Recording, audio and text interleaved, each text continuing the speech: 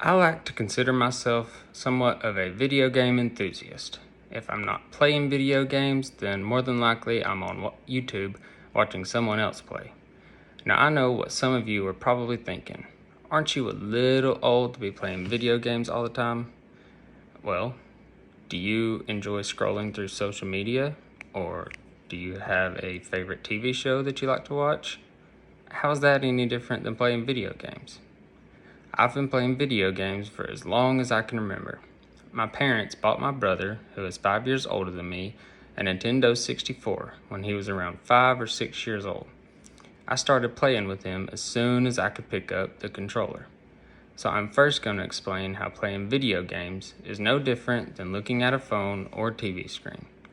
Next, I'm going to discuss the stigmas and stereotypes that are associated with gaming.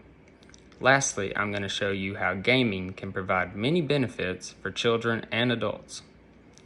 First, how much time do you spend every day looking at your phone or watching TV?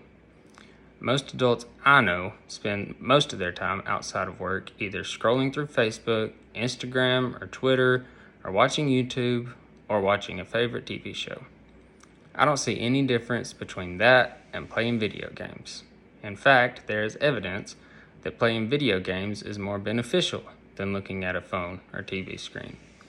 Video games provide you with challenges and force you to exercise problem-solving skills and memorization skills.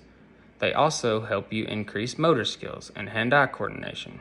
Trust me, it is impossible to play a video game if you are looking at the controller or mouse and keyboard the whole time. Scrolling through social media doesn't challenge you or force you to use skills. If anything, you're getting a nice thumb workout in. And staring at a TV screen is even less beneficial, unless all you watch is documentaries where at least you're gaining some sort of meaningful knowledge. It most definitely doesn't force you to use motor skills or present you with problems to solve. Pressing the pause button and getting up to use the bathroom or go to the kitchen is about the only exercise you get when watching TV.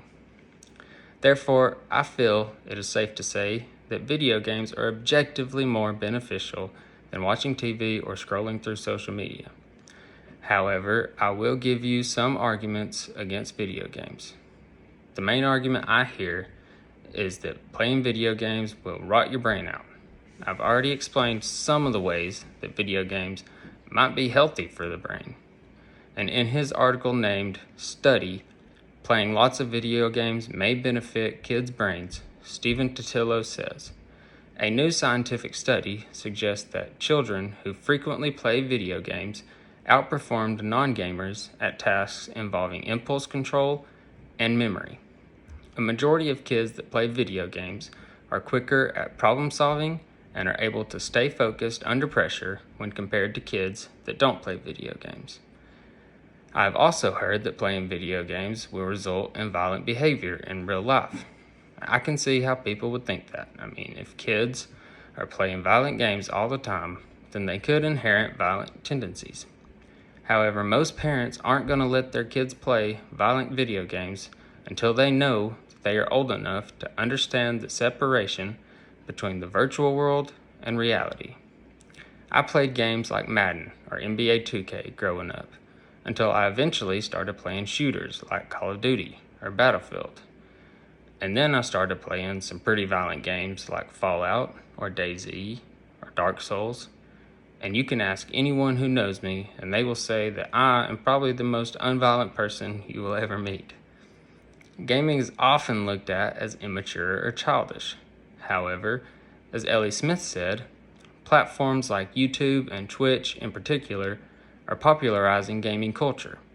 The fact that being a YouTuber and online gamer can be a full-time job addresses the stigma of what could at first be seen as an embarrassing activity for an adult. Now, what benefits could gaming possibly provide? Well, look at the lockdowns and social distancing that we have had in the past few years. Online gaming gave many people a way to socialize. Dr. Rachel Cowart stated that due to their interactivity, connecting online through a video game is uniquely different from connecting socially online through an online forum or social media. They provide us with a way to actively engage with others, collaborate, or compete with them, and have shared experiences, which is particularly notable now as COVID-19 has kept us physically distanced and less able to have traditional shared experiences like playdates or dinner parties.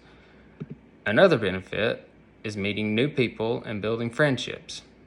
I have made some really great friends throughout my time gaming. And Sean Gregory said that in a survey of 900 people in 45 countries who play online multiplayer role-playing games, Mark Griffiths, professor of psychology at Nottingham Trent University and one of the world's foremost video game researchers, found that approximately 3/4 of both male and female respondents reported making good friends while playing games. Video games can also help with learning by putting your mind into something called a state of flow, or more commonly called the zone. Have you ever been faced with a challenge and you just become fixated on overcoming that challenge? Well, that is the state of flow, and most video games are designed to put you in that state. And while in the state of flow, various kinds of learning can occur. Dr. Rachel Cowart states that research has found video game play can promote the acquisition of a variety of skills and abilities, including creative thinking, problem solving, adaptability, and resourcefulness, and leadership skills.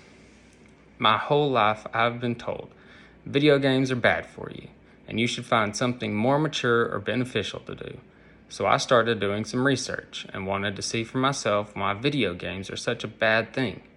Instead, I came to the conclusion that video games aren't bad at all and actually can be beneficial for mental growth.